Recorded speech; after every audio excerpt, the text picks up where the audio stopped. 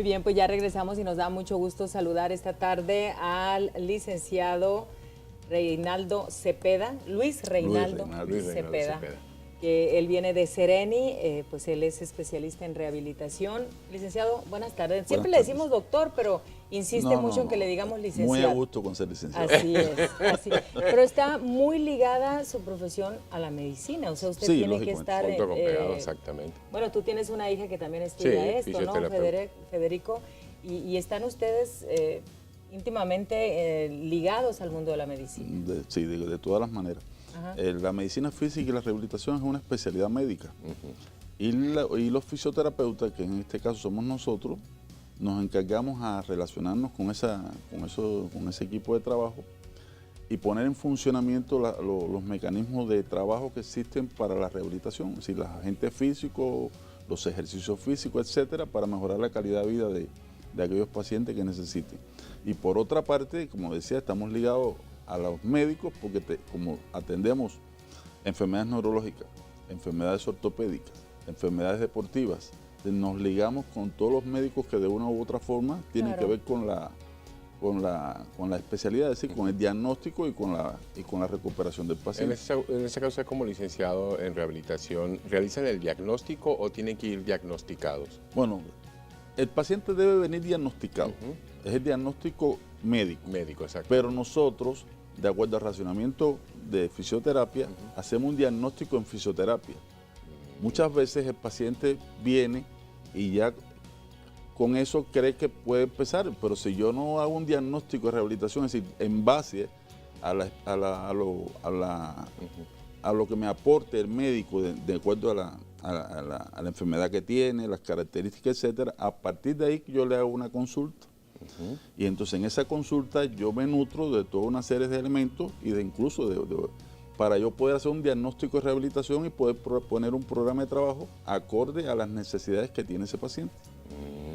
Uno en la vida cree que nunca le va a pasar nada, ¿no? Así o es. sea, yo vivo pensando que yo voy a estar bien todo el tiempo, Todo el tiempo, ¿no? tienes razón. Y las únicas veces que a mí en lo personal me ha tocado ir a rehabilitación es por el choque de latigazo, ¿no? Pero ahí he visto de todo, o sea, traumatismos craneoencefálicos, gente con embolia, que a veces algunas otras enfermedades causan algo degenerativo físico, pues. Precisamente nosotros vivimos en una zona desértica.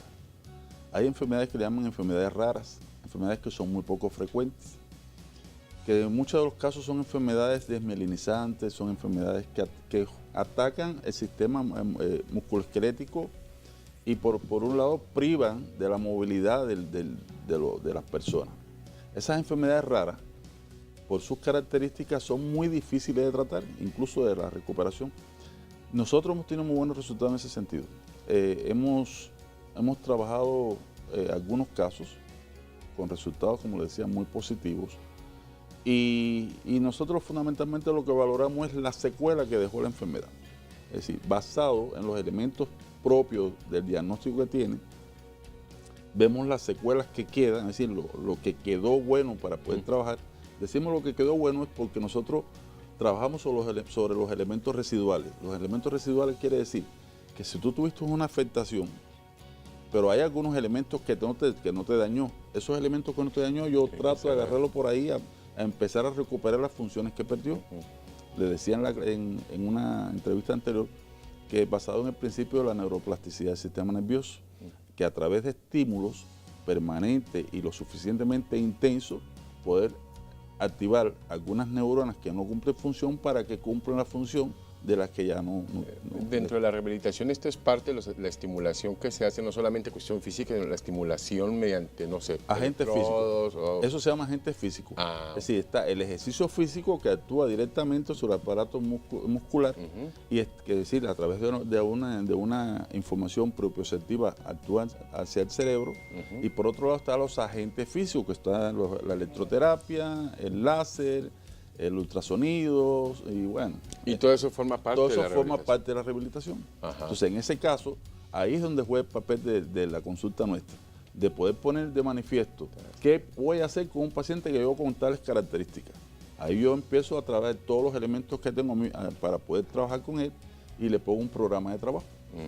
Y van, bueno, ahorita tenemos aquí algunas imágenes de diferentes cosas, no sé, gente que en un accidente le queda partida la pierna en 3 o que tienes algún problema medular. Este caso, por ejemplo, ¿qué es? Es un paciente medular, es un paciente que tenía una tuberculosis medular y de momento tuvo una cirugía y quedó en un estado que no podía mover ni las piernas ni los brazos.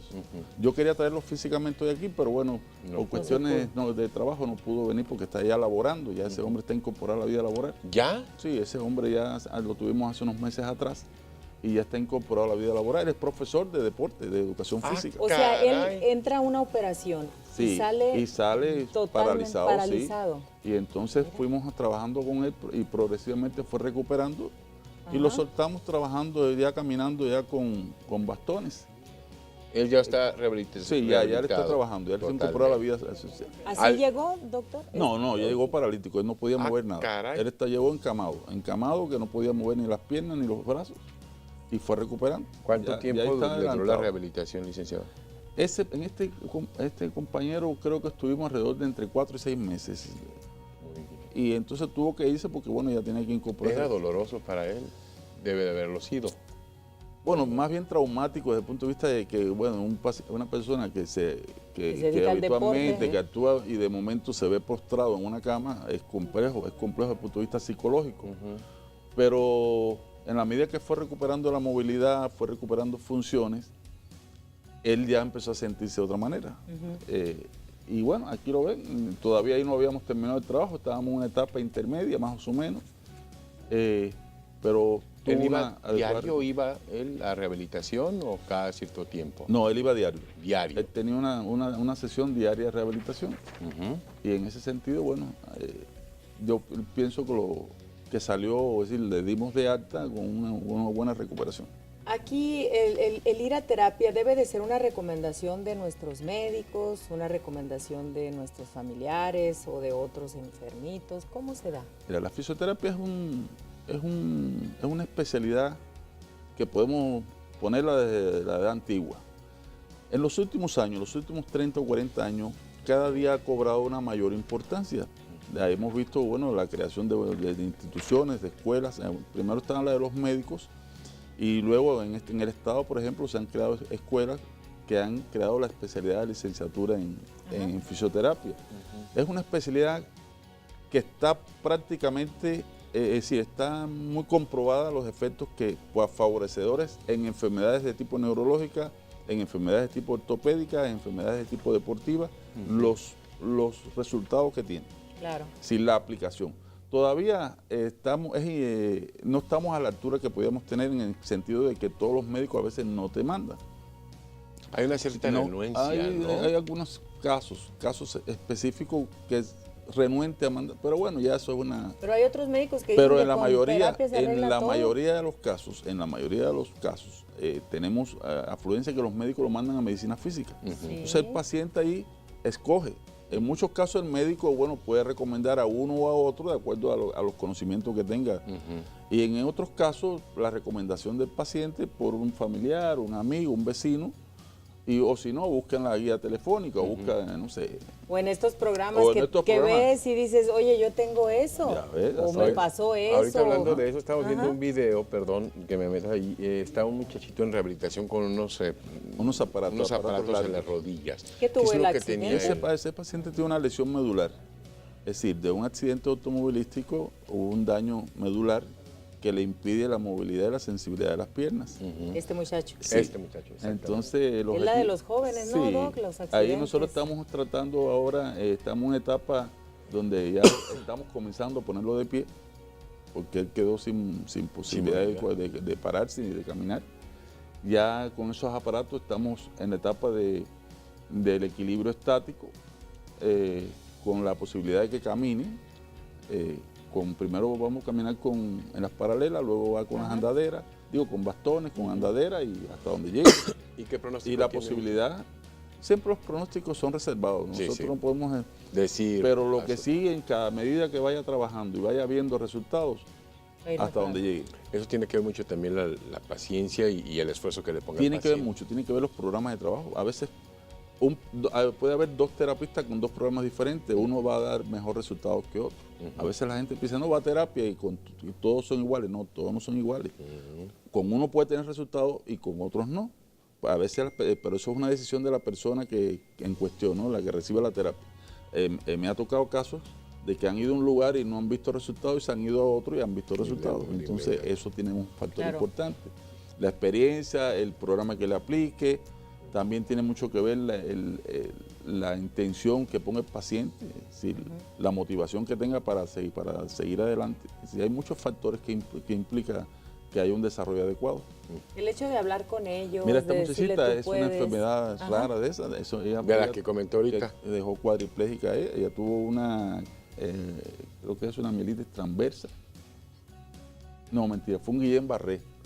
Sí, pues estoy hablando de fue un Guillain-Barré y la dejó cuadripléjica, sí. Aquí en Sonora hay mucho. San Luis tuvo una epidemia en un Entonces, tiempo. de acuerdo al daño que ocasione la enfermedad, es la posibilidad de recuperación. ¿Y es buena? Sí, es buena. Bueno, en este caso la recuperación ha sido un poco lenta porque el daño fue muy grande. Pero lo más importante es que a partir del momento que ella está en rehabilitación, le cambia todo el concepto, inclusive psicológico, ¿no? El estado emocional, etcétera, etcétera. Es a lo que yo me refería ahorita, de cómo les hablan ustedes como terapistas, las chicas que los ayudan. Esto también estimula el espíritu. Tiene mucho que ver. Ajá. Tiene que ver mucho. Yo puedo, yo voy, yo sí, quiero. Yo siempre le inculco a mi equipo de trabajo y por consiguiente a los pacientes que atendemos que siempre hay una posibilidad. A mí no me gusta mucho que el paciente venga con el elemento negativo de que alguien le dijo, contigo no hay más nada que hacer. Eso no es, para mí no es correcto. No está bien. Desde el principio no es correcto, aunque realmente sea la realidad. Tú tienes que imponerte y a tratar de hacer algo por mejorar. En la entrevista pasada usted me llamó mucha atención que comentaba, a lo mejor no de un pronóstico, pero sí el grado de rehabilitación no llega al 100%, porque obviamente pierde ahí cierto porcentaje. En este caso del muchacho ¿podrá estar al 100% o muy cercano al 100%? Bueno, en algunos casos no, en algunos casos sí. Tiene mucho que ver con el diagnóstico y el daño. Es decir, hay daños que, por ejemplo, que puede recuperar, si no el 100, el 99.9. Pero hay casos que el daño es tan grande, es tan severo, que la posibilidad de recuperación total es muy difícil. Es decir, no es imposible, pero es muy difícil. El de 100 a 1 a veces tiene una posibilidad entre 100. Pero entonces el trabajo hay que hacerlo. Yo siempre digo que la tarea principal es mejorar la calidad de vida, en la medida posible. Si podemos hacerlo, lograr caminar, podemos integrarlo a la vida social como estaba antes, eso es lo ideal. Pero si no puede, siempre hay una mejoría que juega un papel muy importante en estos tipos de pacientes. Además, hay una mejoría en el sentido de aprender a manejarse, ¿no? Sí. Porque una persona, por ejemplo, que no puede caminar, batalla mucho para cambiarse de la cama o sentarse en una silla o levantarse. No se me olvida que alguien me dijo de rehabilitación, los malos bajan y los buenos suben. Por ejemplo, cuando te duele una rodilla. Y es cierto, son pequeños detalles que te hacen la vida mucho más sencilla cuando traes algún problema de dolor. Por ejemplo, veamos un caso difícil, un caso que no tiene movilidad de brazos y pies, pero que tampoco puede sentarse adecuadamente o mantener un equilibrio sentado. Solamente el hecho de lograr que tenga un equilibrio sentado, ya eso es una mejoría importantísima en un paciente que se siente con discapacidad. Cualquier elemento que él pueda lograr, o hasta la idea de ponerse la cuchara en la boca, o de comer solo. Es un gran triunfo. Es un triunfo. Sí. Entonces, no podemos verlo tan negativamente de que, bueno, si no caminamos, no hay nada que hacer. No, siempre hay algo que le va a ser muy satisfactorio a la persona que lo necesita. Oiga, y a los familiares, ¿no? Para moverlos, la persona hay veces que no es lo mismo una persona que tú tienes que cargarlo con todo el peso a que la persona coopere y que pueda levantarse aunque sea apoyado de ti. Eso también se aprende. Todo eso es importante. Claro, licenciado, que últimamente me he estado enterando de personas muy cercanas en el ciclo en el cual me desenvuelvo de que le han sufrido incluso ataques de parálisis facial. Ellos también pueden asistir a ese tipo de rehabilitación para ayudar. Por supuesto, de hecho tenemos ahora un niño ¿Parálisis facial? Sí, un niño que tiene aproximadamente 14 años, entre 12 y 14 años. Estoy abusando de mi memoria, ¿no? Que no es muy buena, por cierto. Y el niño está en ese proceso, porque a veces pensamos que la parálisis facial solamente da en personas adultas. No, hay mucha juventud. Hay diferentes causas. Puede ser virales, pueden ser de un espesóster, puede ser de una diabetes, es decir, puede ser de una hipertensión, puede ser de un estrés. Hay mucha gente que dicen que puede ser un cambio de temperatura. Yo me voy menos, yo no soy muy frecuente decir que es cambio de temperatura. Yo me voy por las otras vías. Pero realmente conocer la causa es muy difícil en ocasiones. En este caso el niño no sabemos cuál fue la causa. Pero igual está en rehabilitación. Pero está en una parálisis y ha recibido 10 sesiones, ayer lo valoramos precisamente. Todavía le queda un poquito. Yo pienso que a veces una rehabilitación para una parálisis facial puede durar entre 10 sesiones a 3 meses y 6 meses. Es decir, no hay un tiempo. Y hay depende de la reacción. Que no se dio terapia y que anda así con su cara chuequita. ¿Hay algo por hacer? Mira, lo más importante en estos casos es que acuda al médico de inmediato. Ajá.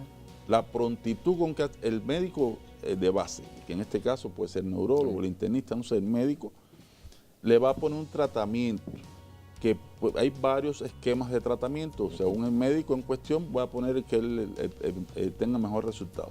A partir de ahí hay que mandarlo de inmediato a rehabilitación. Ahí hay una afectación de un par craneal que tiene que ver con la movilidad del rostro. Entonces, porque se afecta la vista, no puede cerrar bien los ojos, hay lagrimeo, hay dolor en el cuello, hay parálisis en mi cuerpo, en la cara, a veces no puede tragar bien, bueno, hay muchas cosas que se van afectando ahí. La rehabilitación es devolver a ese paciente esa movilidad que perdió por la parálisis facial, que también le llaman parálisis de Bell. La gente que está en cama, que nos está viendo ahorita y que dice yo no camino porque me duele o no me muevo porque me duele mucho, lo más importante es moverse. Le digo algo, una de las principales causas de consulta es el dolor, pero el dolor es un síntoma. El dolor es un síntoma que algo está pasando, pero en la medida que pero muchas veces el dolor es producto de que no se está haciendo nada. Es muy frecuente, no hacer nada, por ejemplo, también duele. También duele. Ahí puede doler de una hipertonía, con el caso de Parkinson, de la rigidez, hay dolor en las articulaciones. O un paciente espástico, que es decir, hipertónico, hay dolor cuando se mueve. Pero muchas veces la inmovilidad produce dolor. Usted se pone una semana sin mover un brazo y cuando lo mueva le va a doler. Claro. Entonces muchas personas vienen con dolor porque están encamados o porque están mucho tiempo sin moverse. Hay muchos factores que pueden ocasionar el dolor. De acuerdo a la causa fundamental, en esa medida trabajamos nosotros. Bueno, hay que marcar a este teléfono 215-7456 para apartar cita y una valoración. Ajá, así es. Hacemos una valoración general y ahí ponemos el programa de trabajo encaminado a resolver el problema del paciente. Y hay casos sencillos. Yo recuerdo que a mi niña, por ejemplo, que metía los pies, le daban terapia para aprender cosas. O sea, esas cosas también se atienden. Primero que todo, eso lo debe atender el ortopedista. Ajá.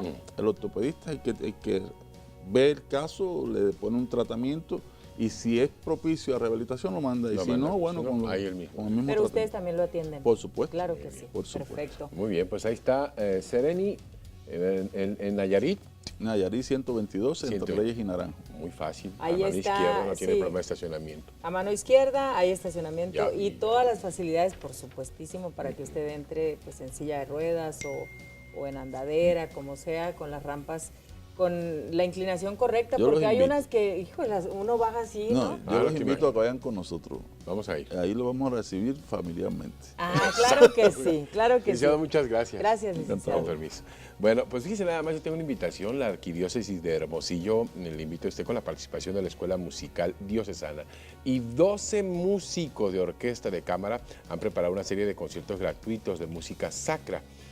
Con la obra musical Misa Solemne de Santa Cecilia de Charles Ground, con el propósito de promover la cultura musical en la población hermosillense.